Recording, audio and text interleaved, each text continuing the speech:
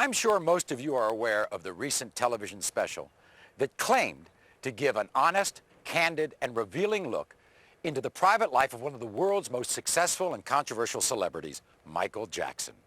The revelations were explosive. The ratings were enormous. But Michael has claimed that what TV journalist Martin Bashir presented was a twisted and edited construction of scandal and innuendo, not a true representation of the interviews that actually took place. In the next 2 hours, we're going to give you an opportunity unprecedented in the history of television. We're going to show you footage that was never intended to be broadcast.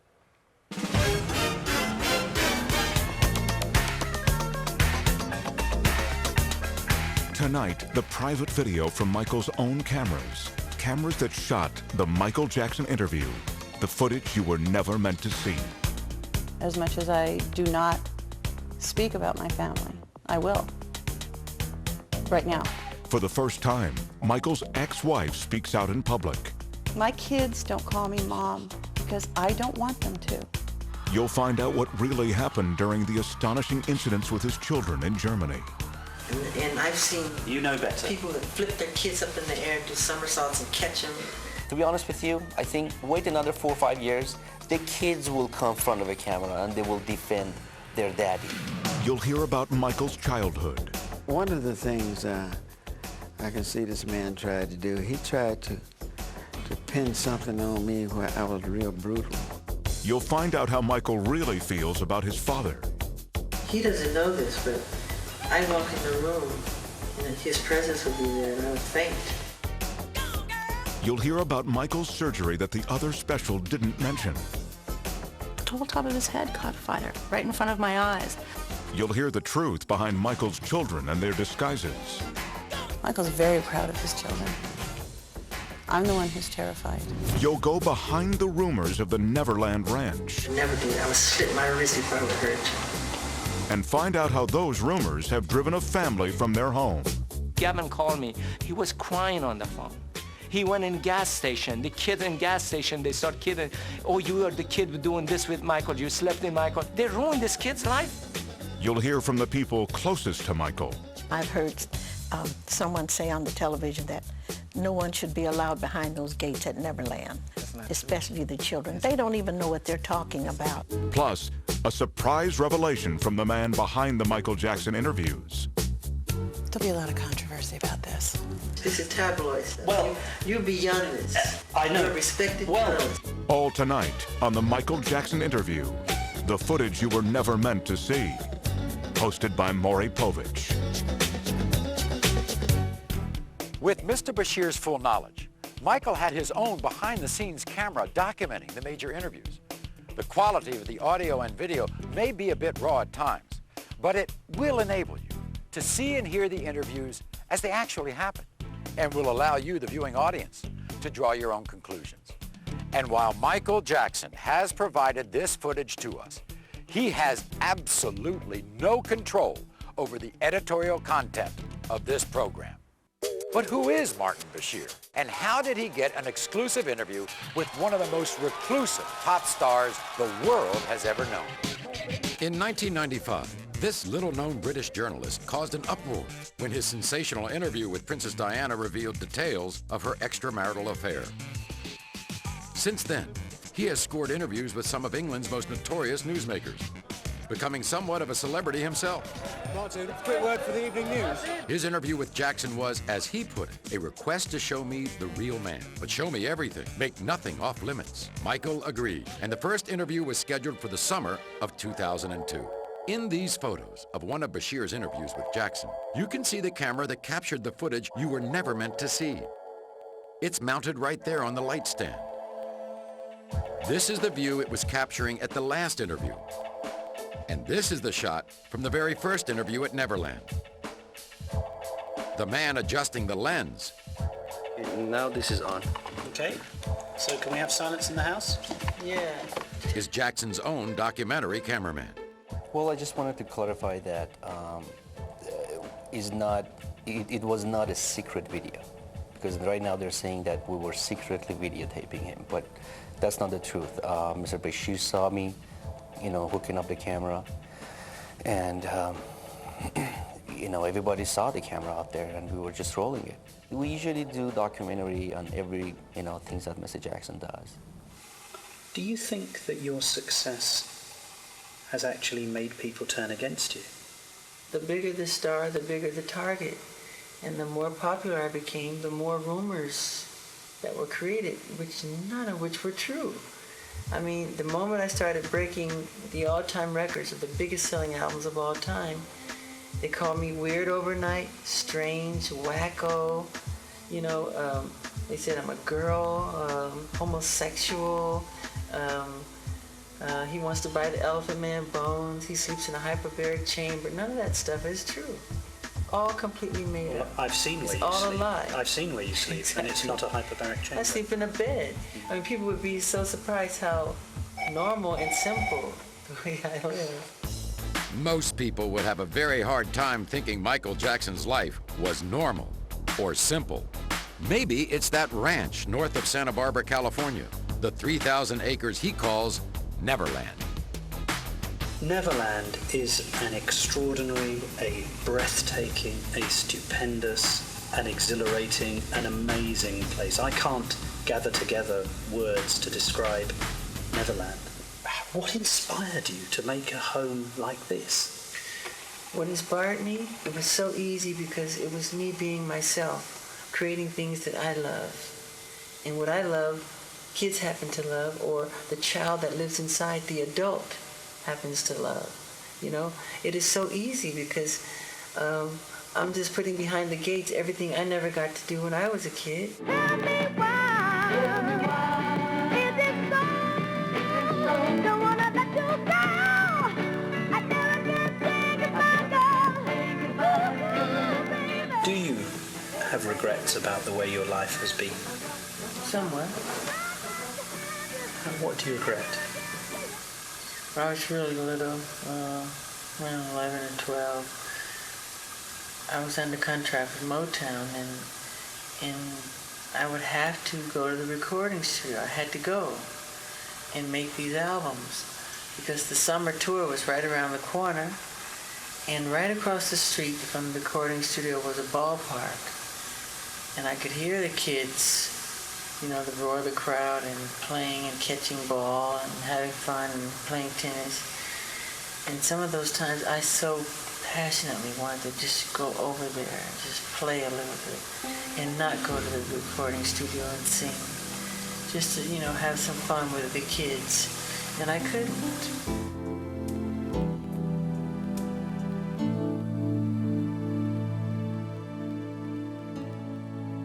People say, why is he always with children?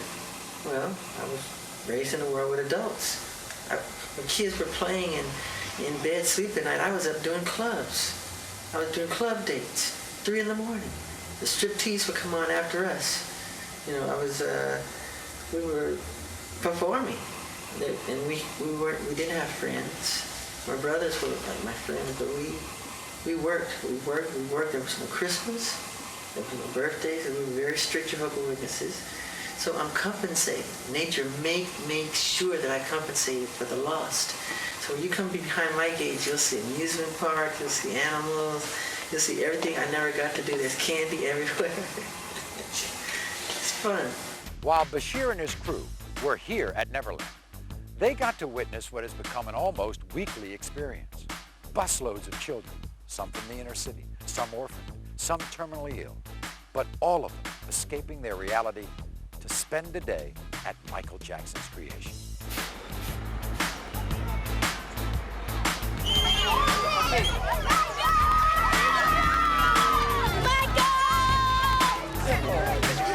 Listen, kids.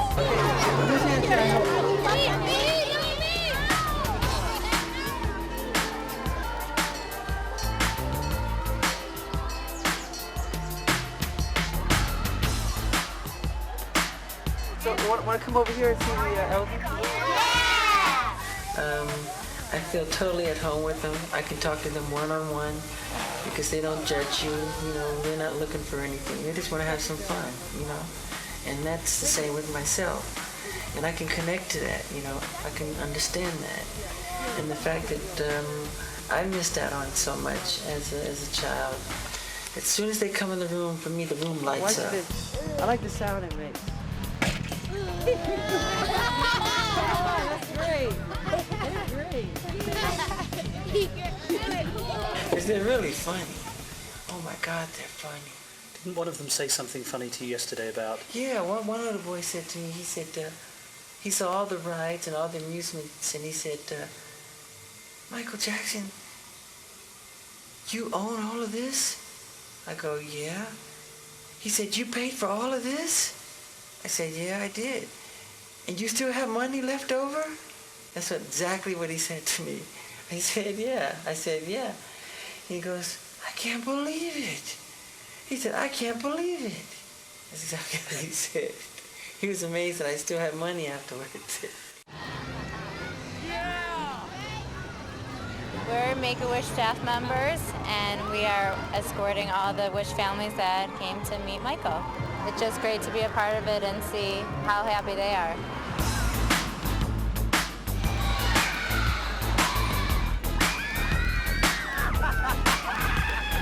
Everything is free.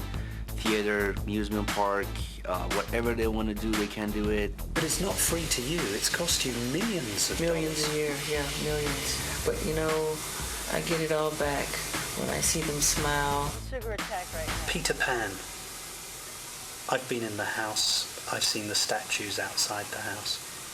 Why is Peter Pan a figure of such interest and inspiration to you? Because Peter Pan, to me, represents something that's very special in my heart. You know, he represents youth, childhood, never growing up, magic, flying, everything I think that children and wonderment and magic, what it's all about. And to me, I just have never, ever grown out of loving that or thinking that is very special. You don't want to grow up. No, I am Peter Pan. Oh, you're not your Michael Jackson. I'm Peter Pan in my heart. Do you think it would be true to say that you found friendship and inspiration in children that you haven't been able to find in adults? That's absolutely the truth. Really? Yes. Yes. I haven't been betrayed or deceived by children. Adults have let me down. Adults have let the world down. What you're seeing all took place on the day that Martin Bashir and his crew were filming at Neverland. You actually see him in several of the shots being taken by Jackson's camera crew. This was supposed to be a documentary to tell the truth, everything. And who would bring somebody to his life and open up all the way and wanted to lie about it? You know, if I want to lie about it, don't even do it. He didn't have to do this documentary. Nobody forced him to do this documentary. After a full day spent with children from the Make-A-Wish Foundation at Michael Jackson's Neverland Ranch, what was Mr. Bashir's comment? We'll quote directly from his appearance on ABC's Primetime Thursday. One of the most disturbing things is the fact that a lot of disadvantaged children go to Neverland. It's a dangerous place for a vulnerable child to be. Now, I'm not saying that I saw any evidence of Michael Jackson being involved sexually with any children. Quite the contrary.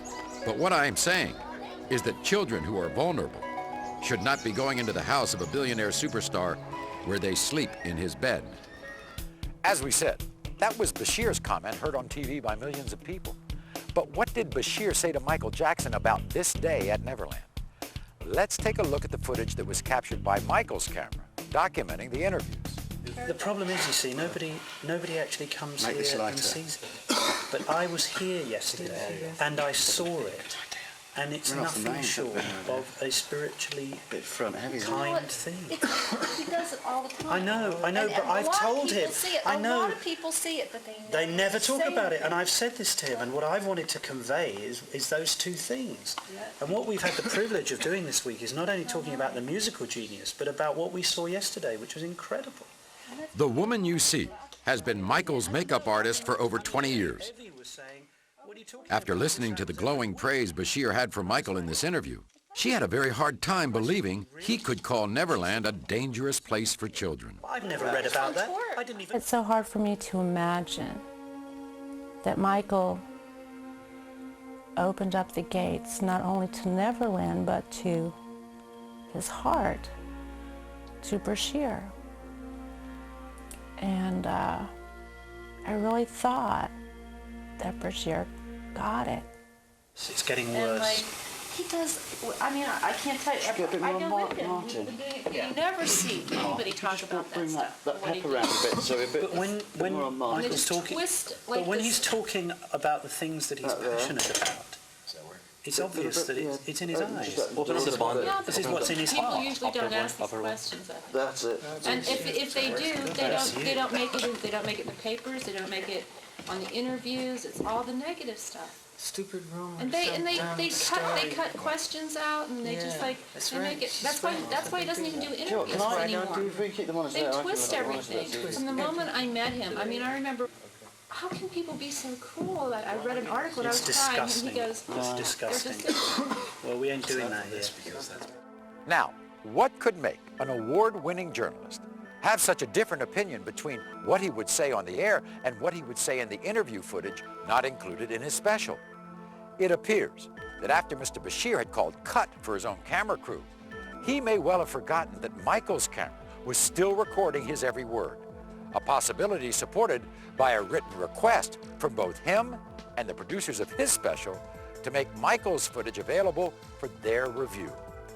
The different opinion expressed by Mr. Bashir regarding the safety of the underprivileged children who visit Neverland is only the first of several contradictory moments captured on tape, all of which you will see and hear on this program. When we come back, an exclusive interview with Michael's ex-wife. As much as I do not speak about my family, I will. Right now. Michael makes a long overdue confession. You had sex with Debbie. Yes. I know that's difficult for me to say because you're so it's not embarrassed. word on camera. But you actually had sex with her. You conceived those children. Yes. And Debbie tells us about the result. And then his son was born. And the look on his face. Plus, a very surprising revelation from Michael's private cameras. All when we return to the Michael Jackson interview. The footage you were never meant to see. Be careful what you do. Don't go around breaking young girls' hearts. And mother always told me, be careful who you love. And be careful what you do. After the lie becomes the truth. Hey, the feeling she's not my love. She's just a girl. That I am the one. But the kid is not my son. She says I am the one, but the kid is not my son.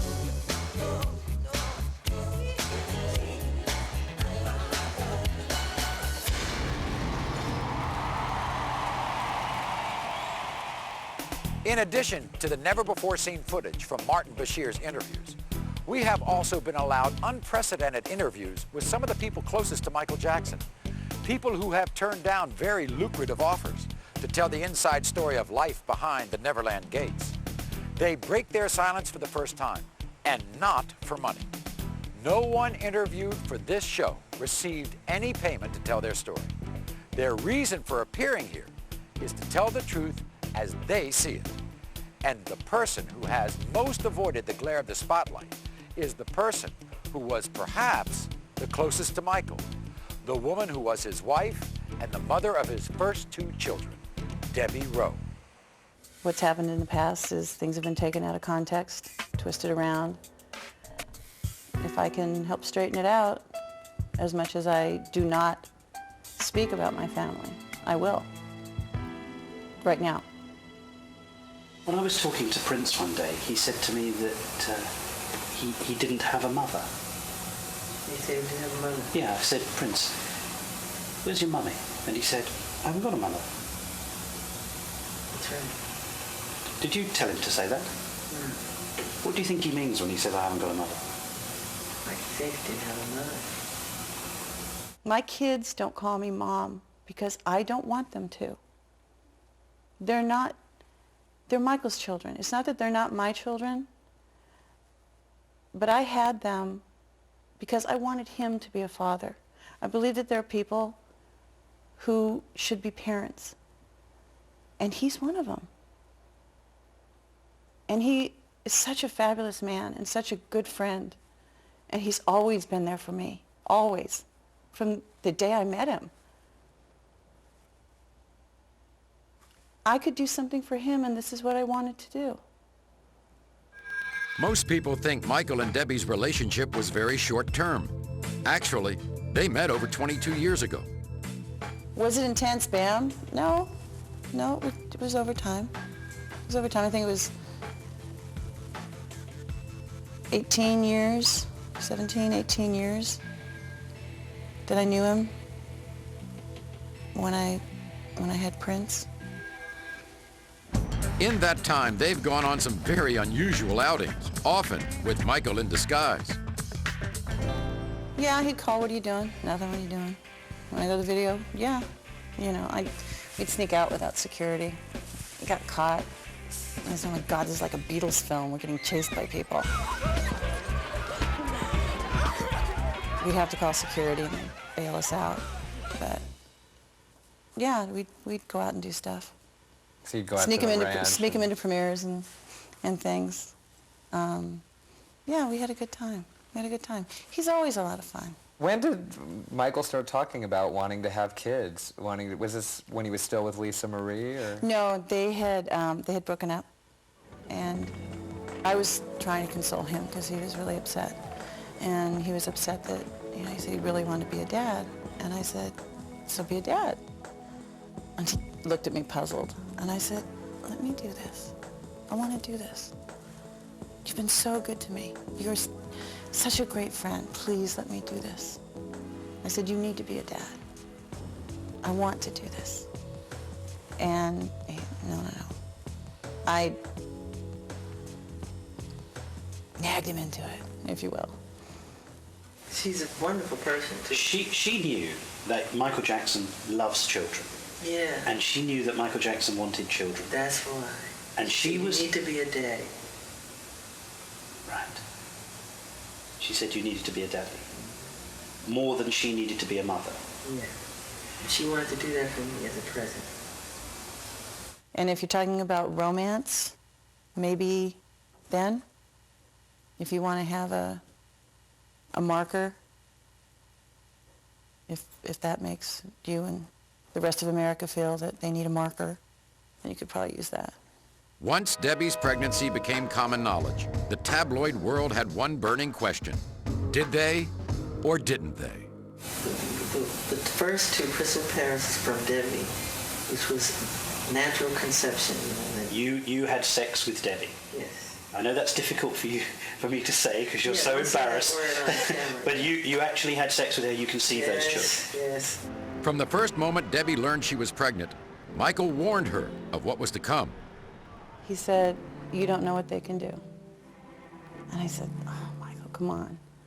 We're having a baby. Normal people have babies. We're having a baby. Come on. How can that be weird? We're having a kid. That, if anything, that's beautiful. It's wonderful. It's great. Boy, was I wrong. I found out at one point a picture of me pregnant was worth $500,000. To who and why? Have they never, ever seen someone pregnant before? Am I supposed to look different pregnant because it's Michael's baby than someone else? As you've heard, the decision to have Michael's child was easy for Debbie. The actual birth was another matter. And we were very excited. Michael was definitely more excited than I was. You know, he was so excited when we had a contraction. And he was there. We had videos, we had music, you know. And it was long. It was 23 hours. And I have a very colorful language. And every time I went to say something, Michael would cut me off with shoot or fudge. Oh, he doesn't like cursing. Or he didn't think it was necessary when there were other words would do. So, but he was there the whole time, held my hand, stroked my head, I think I puked once, and I was so embarrassed, and he was like, stop, you're fine. This is beautiful, this is wonderful. I said, I'm gonna die. No, you're not gonna die, this is great. Okay, we're crowning, you know, and Michael, bam, he's right there. And he goes, oh my God, this is so beautiful. Now, having come from a medical background, there is no way, blood and stuff, there's no way, it can't, sorry, I don't come from that background. It's like, Michael, it can't be that beautiful. Oh, he was welling up. And then his son was born. And the look on his face.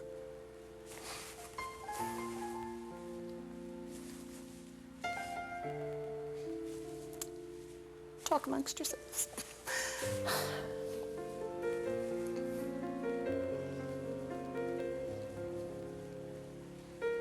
I'd never seen him that happy. And that's what made it wonderful for me, was to see the look on his face. The birth of Prince Michael was soon followed by a sister, Paris. Yeah, we were kind of told we should wait. You know, I guess there's a suggested waiting time. But I was flying to Paris all the time. That's actually how she got her name. That's where she was conceived. Do you not think, though, that your children would benefit from contact with their mother? No, because she doesn't, it's private information. She doesn't, she can't handle it. She can't handle her own children? Yes, I can't reveal that because I don't want to make anybody upset. While Michael may seem reluctant to discuss Debbie's absence from their children, Debbie had no reluctance whatsoever. People don't understand that. And they want a traditional, they think that something has to be traditional, and they have this notion of beaver cleaver. That wasn't reality in the 50s, and that's not reality, you know, in the 21st century. We have a non-traditional family, and if it makes people uncomfortable, it's a shame that they're not more open. We are a family unit. Michael and I will always be connected with the kids. I will always be there for him. I will always be there for the children.